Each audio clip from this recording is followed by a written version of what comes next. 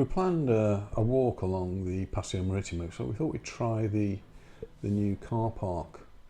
With all the development that's been going on along the Paseo Maritimo, a lot of the parking has been lost, and so the government has opened a new car park in Porto Pi, just very close to the petrol station. So we thought we'd give it a try. We're just turning into it now.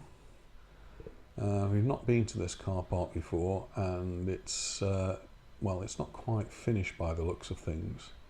So as you turn in, you have to go around a little loop road, which is right next to the King's Palace. So just over the wall there to the right, you'll end up in the King's Palace, or at least the gardens of the King's Palace. And it looks to me as though the top road there is about to be opened. In fact, by the time you watch this video, it may well be opened, and I think there's more parking going to be planned up there. But we had to drive round following the arrows in the road, and that just brought us back down virtually behind the petrol station. So we managed to park up, and we decided to go on our walk into Palma, or along the Paseo Maritimo. Unfortunately, the car park just is too far away from the Paseo Maritimo. By the time we'd reached the part where we'd wanted to walk, it was just too far away.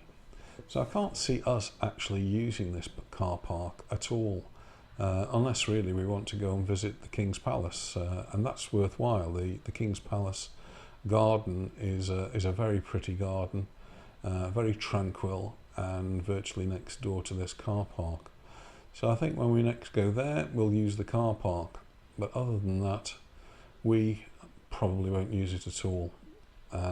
This is quite late in the afternoon, and as you can see, this is the lower car park, and there's a bigger one planned further up, but there are not many cars actually parked here. So it remains to be seen how well it's used. But I hope you found this interesting and useful, and thanks very much for watching, and we look forward to seeing you in our next video. So bye for now.